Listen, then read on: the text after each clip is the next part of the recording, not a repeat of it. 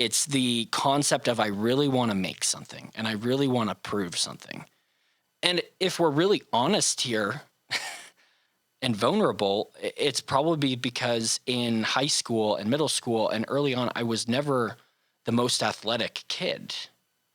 I never was the most social. I never was, I didn't have a lot of the attributes that I desired to have growing up. I still had great friends. I had a great childhood. This is not a sob story. But if I'm honest, I wanted to be an athlete, and I was not an athlete.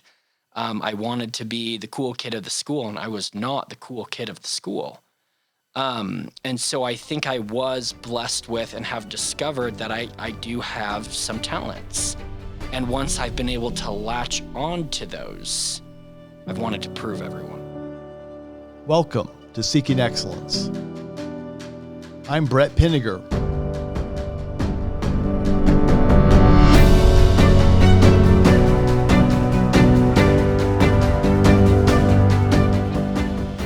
The path to excellence is different for each of us. Seeking Excellence is all about helping you achieve your potential professionally and personally. I interview leaders and experts that have found their path and can share insights that can help each of us break through the barriers that limit our success. My goal is to help each of us live and lead with excellence. This is an episode I've been looking forward to for a long time. I've been thinking about this particular interview since the very first interview I've done as part of Seeking Excellence.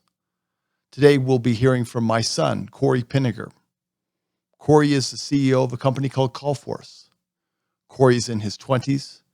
You'll learn a little bit about what it's like to be a young CEO, grappling with issues of why they do what they do and what motivates them, how they think about risk. And Cory in particular will talk a little bit about what really sort of informs his thinking, how he prepares for each day, and how in this crisis of COVID that is ongoing right now, how he thinks about making sure the business remains viable in a post-COVID world. So let's get right into this episode. I think you'll really enjoy it. And thanks again for listening. So I work in the dental service industry. I got into the dental service industry with CallForce, the current company that I work for, in 2016, December of 2016. Previous to that, I worked for a company called Weave, which obviously you're familiar with. And I started there by cleaning the closet. Cleaning the closet morphed into a office manager position, a part-time office manager position, while I attempted to go to Brigham Young University. From there, different opportunities arose at Weave, and I was able to get inspired that my thoughts and my,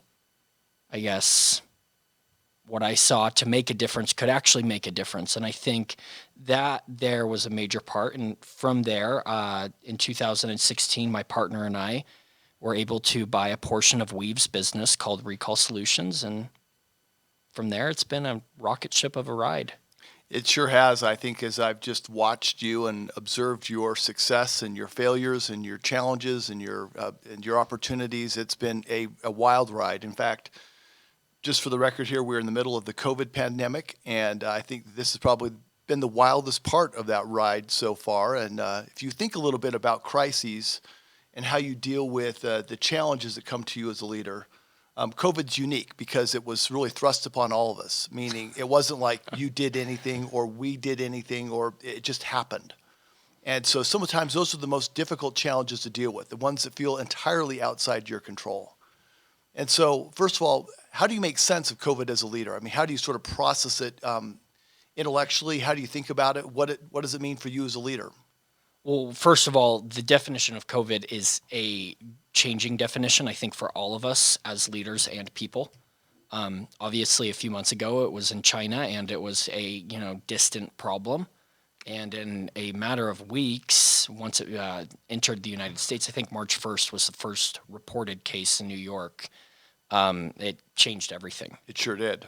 In a very, very, very, very short time. And I think that's what makes this crisis more unique than anything else is recessions and other major issues within organizations creep in over time, I guess there's a little more foresight into them.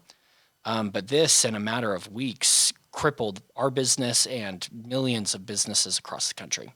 Sure did. And I think that many individuals, many organizations are really suffering mightily right now. And I think that the challenge we all have is how to sort of stay afloat and to stay ready for when things get better.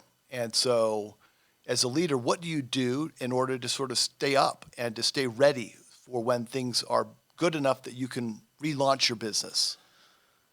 So I wouldn't consider it a relaunch, first of all. I consider this a permanent change, especially within the dental industry, at least for a time frame. And I won't dive into it totally, but dental appointments will be different. Dental is seen as one of the better ways to spread a virus. And so we're going to look at the lengthening of dental appointments, patients waiting or required to wait outside of dental offices before they can enter. So our whole business model, at least for the next 6 months and possibly forever, could be slightly different. Now, there's two ways to look at that when that problem, I guess, comes at you is, do you resist the change that's being forced and stick the path, or do you begin to morph with it? And I believe if you begin to morph with it, which is a daily iteration, that long-term you can come out better and more able to serve and suit your customers. And so for us, we're looking at this as now more than ever, we have greater opportunity to capitalize on, and that truthfully makes me so excited as a leader. You know, when the early days of the crisis began to emerge, you were very quick to make changes in your business, and many other businesses waited. What was, in your mind, the impetus for you, or what made it easy, or at least what made you able to make that change as quickly as you did?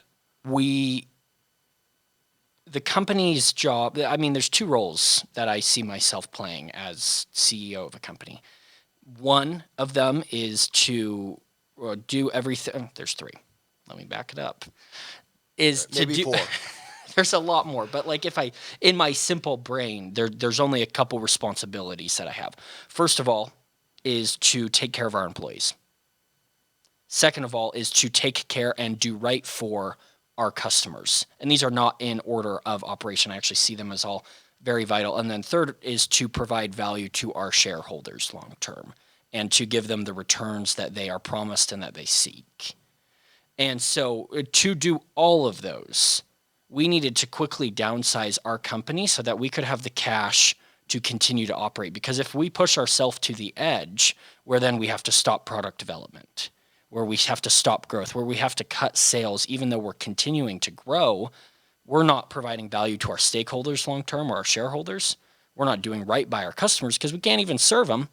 And then third of all, when we do have the opportunity to bring employees back, we wouldn't be there because we pushed it too far. Sure. So all those things are sort of true logically, and I think that as leaders outside of a business, it's really easy to sort of armchair quarterback or backseat drive another business. Say, of course, you'd want to make those changes very quickly, but I think both of us know that in the very act of doing that in a moment, it is painful. It is incredibly painful. It is something you almost want to avoid because of the psychological difficulty of making that level of a change in your business and having the impact on people's lives that you had by doing that. So how do you sort of get down to the psychological aspects of this in terms of what did you do that morning when you had to go and you had to lay off a bunch of people and you had to furlough a bunch of people and you had to say, we're not sure when you're going to come back? Okay, so there is a quote. The founder of Blackstone said, truth, even though it's uncomfortable, is the best answer. And so we had to look at the business one day and to be honest, first of all, with ourselves, and then we had to be honest with our employees. And that's what made it quick and easy. Not easy, but it made it the right decision, is because it's the truth. We were burning thousands of dollars a day, tens of thousands of dollars a day. If we continued to operate, we were not going to be profitable, and we had a very real reality of putting ourselves in a bad financial position. And so we needed to go in there and to do the right thing for all of those people that I spoke about before. We needed to be honest about the situation. Yeah. And I think that honesty and that integrity it made it easier to make the decision you made and the time frame you did. When you think about yourself as a leader and the sort of approach you take, how would you describe your leadership? I mean, what's the leadership philosophy? You talked about being true and following truth and making sure that it's always true to yourself and true to the company, and people are the central part of that. But are there other key sort of philosophies or principles that really sort of drive you as a leader? Well, first of all, you have to know who you are as a leader. I'm very, and probably more now, as we continue to drive down this road, more aware of who I am and where I have flaws and where I have strengths. So first of all, I have to know that I'm more of a visionary leader. I'm more of an idea guy than an integrator. And I actually have probably more of a desire now than ever to be a better integrator. But systems and processes are not my forefront strength. And so as a leader, first of all, I have to know what I'm good and not good at. And I have to find people that help provide ample strengths to my weaknesses. And that's been a major part of our organization growing, is because we've found a well-rounded team where you challenge each other when you need to be challenged, but you also support each other during the growth. Let's think about the genesis of that. You know, that's a really evolved sense of leadership. There are a lot of people that are out there saying, I want to be successful. I want to be the best. I want to grow the most. I want to be the wealthiest I can be. There's something very different about what you're saying here and saying, I really want to be, I'm really driven by something very different than that. It's about knowing myself and being my best self. So roll back the clock. Where did that start for you? Where did that sort of begin? And what was the genesis of that important notion for you? I mean, it probably started when you gave me $100 for Christmas when I was 8 and I bought Costco stock. I mean, if we're really going to roll it back, that's really where my desire to make something. But my number one desire, For the record here, so I've got this picture of Cory holding up five $20 bills in his hand with the biggest smile on his face you could possibly imagine. And maybe we'll put that up here in the podcast so people can see Cory when he was just a little bit younger. But so that was the beginning, and that really maybe motivated you to go out there and to do something and to realize the power and the benefit of capital. But what about this sense of kind of being your best self? And where did that come from? I think it really has been a desire, because at the end of the day, you have to stare yourself in the face. And so money aside, money definitely has played a factor at some portions in my life, but it's not, or even is a thought in my brain over a second a day when I go to work. It's the concept of I really want to make something and I really want to prove something. And if we're really honest here and vulnerable, it's probably because in high school and middle school and early on, I was never the most athletic kid. I never was the most social. I never was, I didn't have a lot of the attributes that I desired to have growing up. I still had great friends. I had a great childhood. This is not a sob story. But if I'm honest, I wanted to be an athlete, and I was not an athlete. I wanted to be the cool kid of the school, and I was not the cool kid of the school. And so I think I was blessed with and have discovered that I do have some talents. And once I've been able to latch on to those, I've wanted to prove everyone that I can do something. Yeah. So it's about the proving yourself that you can accomplish the things that you want to do and that you're driven to be your best as you do that. That's awesome. So let's think a little bit about your day-to-day. So leadership is often created and the preparation for leadership is often the critical aspect of making a leader what they are. So you got to be able to deal with stress well. You've got to be able to prioritize your time well. You've got to be able to make time in the moment for things that you were not expecting to make time for just seconds beforehand. We were talking a little bit about this upstairs. And by the way, here, we are in the bunker. This is the COVID bunker right here. So if you're looking at the concrete walls back here, you'll notice it's a that custom-built podcast studio. This is a custom-built podcast studio in the basement of the Pinegar household. But anyway, when you think about the preparation you go through to sort of get ready for your leadership day, are there some things you do consistently that make it easier for you to be your best? Well, every night before I go to bed, I write down a list of what are the most important items that I need to tackle tomorrow before I go home. And I cannot leave the office until those are tackled. And that's a major part. And it's not just getting 10 before 1, but what are the most important fires that will provide value again to what we talked about before. And when I get into work, it's about providing value to those people that we work with. Yeah, yeah.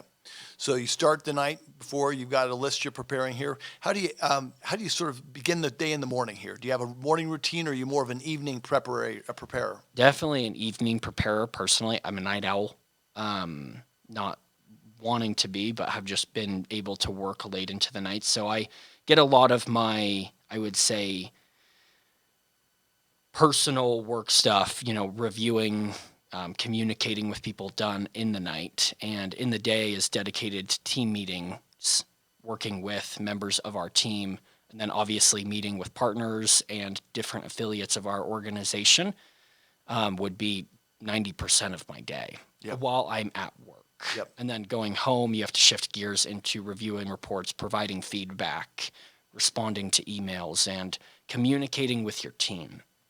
One of the things that this crisis has really taught me is the importance of data and being aware of the trends and the issues before they actually hit. So I think quantitatively, we're looking much more at what are the number of people that have been infected with COVID? How's that changing? Is that flattening out? Are we seeing a reduction? Are deaths down? All these things that are important to reopening of the economy. But more broadly, data is really critical to every business today. And this is just sort of a punctuated version of that. So when you think about, as a leader, and you're reviewing your reports in the evening and getting ready for the day tomorrow, what kind of information is most important to you as a CEO? I look every night at our daily revenue, number one, just to see how we do, and obviously our costs from the day before. And information that I see every day is our NPS score. I see the number of sales that went into our organization, our onboardings. I have visibility on our cancels. So I have a dashboard of major reports that I am responsible for that is on the main screen of my computer. Yep. Now, you put a lot of effort into that, if I'm not mistaken. This is something that isn't years just in the process. Yeah, you've just been working at it, and you actually built a lot of it yourself, meaning the team built it. Yeah. It's not sort of something you just sort of picked off the shelf. That's a big investment, and for a small business, I think one of the big questions that leaders often ask is, where do I make investments versus where do I sort of just buy off the shelf? Well, not even buy off the shelf, just don't do it. Say, I'll invest in that later because right now it's just not going to make sense. So. How did you make that decision to make a significant investment in data early on in your business? So first of all, you would only make that decision knowing that you want to and will go big. Yep. We, first of all, never wanted to build infrastructure to be a $1 million business a year. And that was just a choice. And so when we sit down and talk about things, we don't think about the scale of hundreds of customers. We think about the scale of thousands of customers. And that's just a thought process. Second of all, and a dangerous comment, is we ran for a long time our bank account like a college student bank account because we were factual. Yeah. I mean, our first year in business, we overdrafted our bank account 39 times. I'm sorry, Wells Fargo. Yeah, but you've remained in business and you were able to sort of make it happen. No, and so so those decisions for a lot of people, and I mean, we had a perfect storm. This is a tangent, but when we started our business, I was 22 or 23. I'm not sure. Somewhere in that frame. And we could live on minimal amounts of money. And so when other people start a business at 45 and have to provide health care and minimum wages, I didn't pay myself for the first 9 months. And after that, I think I took an $800 a month salary. Yep. And so we were able to, instead of being forced to say, okay, pay ourselves more or invest in the business, we were pretty much able to say, okay, buy our top ramen and put the rest back into CallForce. And because of that, we've built systems that hopefully are ahead of where we are so that we can scale quicker with relatively less issues.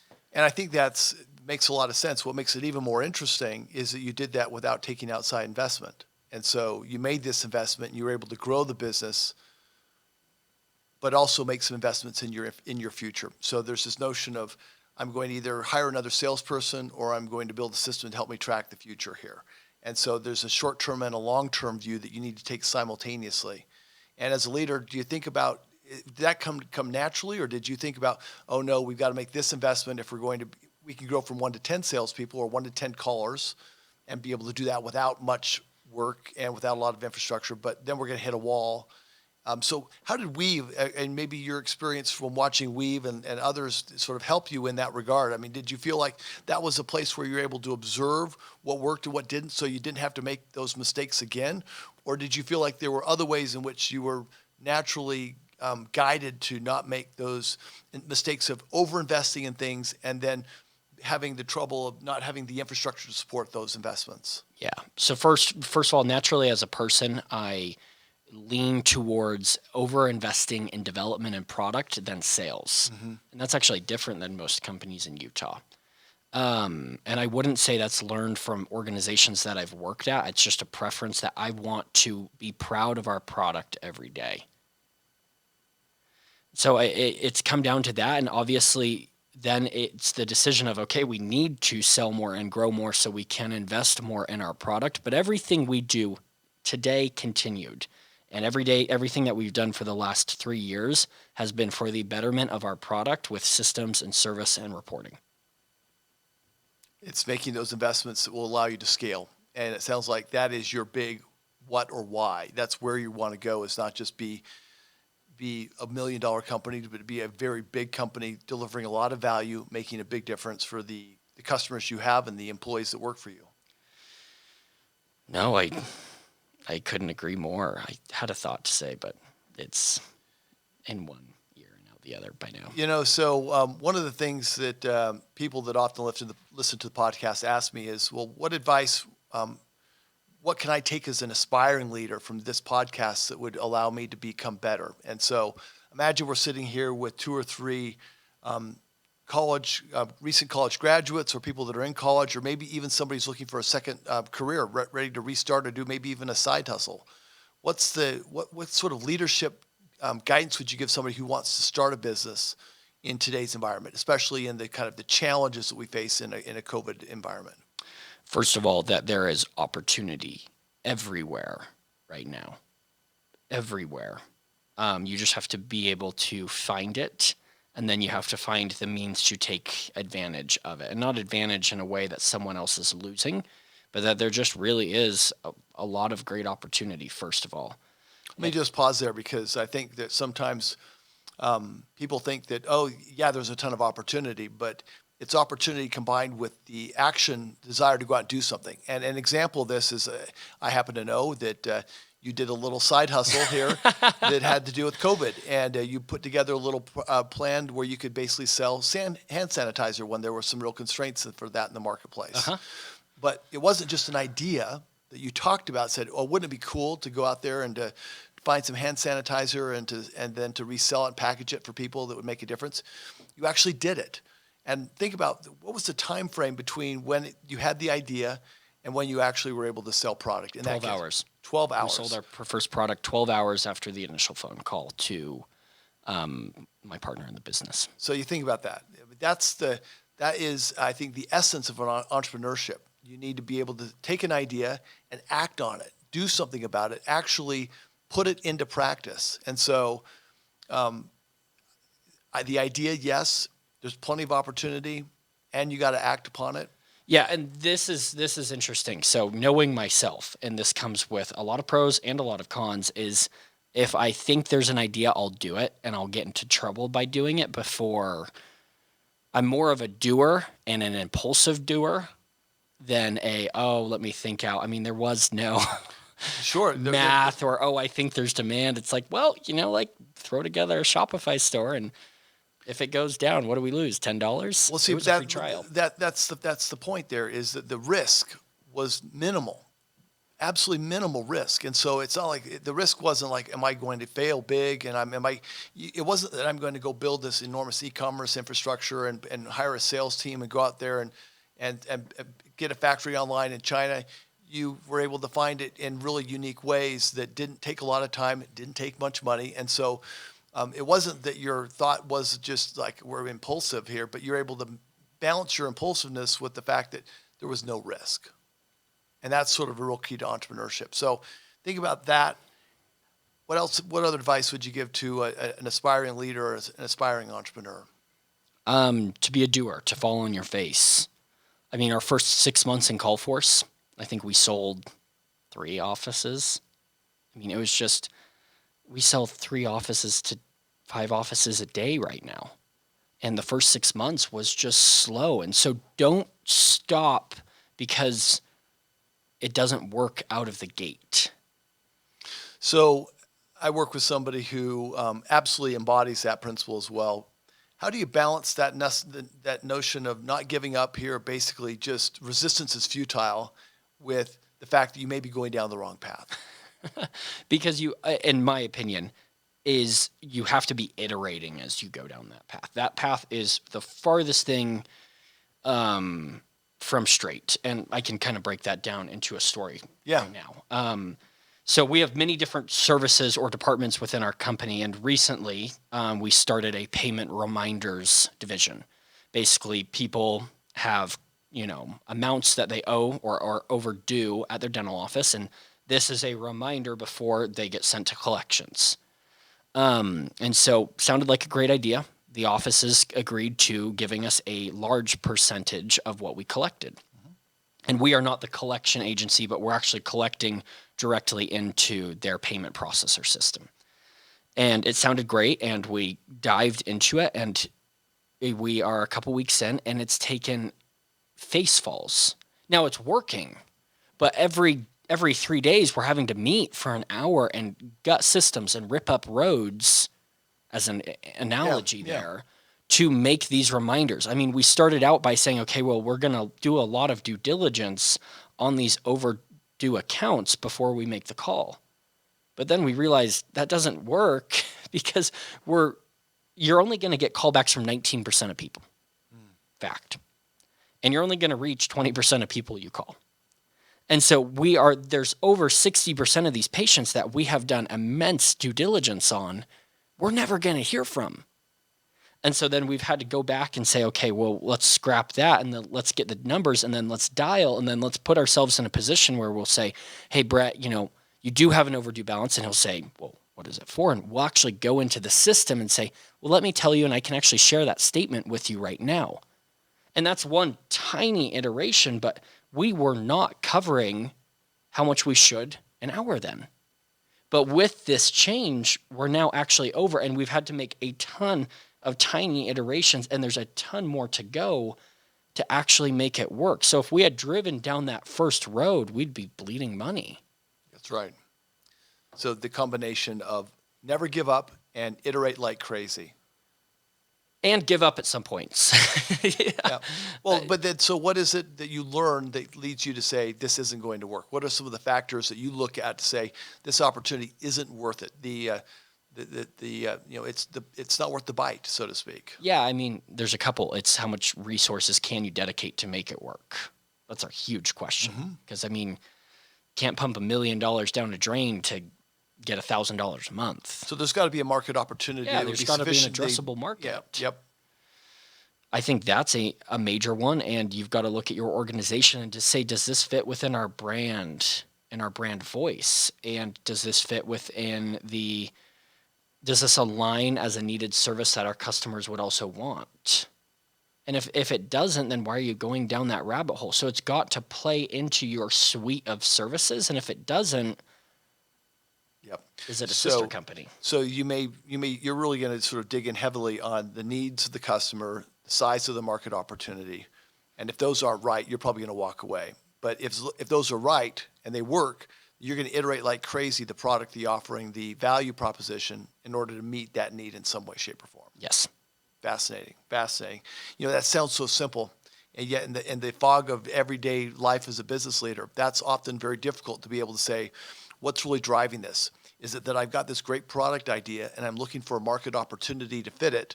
Or am I seeing a market opportunity and then do I find a product that will make it happen? And so often, as leaders here, if we start with the product first, we may run ourselves afoul and say, I become more invested in the product than I'm invested in meeting the market need. Yep. And by making that investment in the market need first, you're much more likely to be at least somewhat dispassionate about the product. And I would say that's why we've been fortunate at CallForce, is I have the opportunity to interact with dentists every single day. And we have the opportunity to interact with customers that say, hey, will you ever provide this? And we're making our decisions on what to chase based on data we collect from that. Not one dentist, not two, but over months and over years, certain things have ringed consistent and certain things align with the value that we're trying to provide with as a company. And if it doesn't, it's just not going to happen right now. Great advice. So what would be the last piece of advice? Let's say you have one thing to say to this group of aspiring business leaders that are here. If you were to give them one idea that they should walk away with beyond what you've already said here, is there one sort of departing piece of advice you'd give?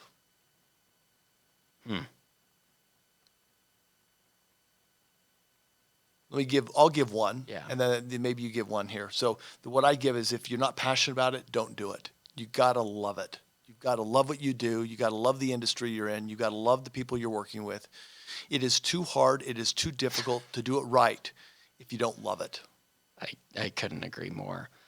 I mean, there's just so many things, and I'm trying to, what's one of the home runs. And I think at a young age, a lot of people have the opportunity and certain opportunities placed before them. And whether or not you succeed, you learn and grow.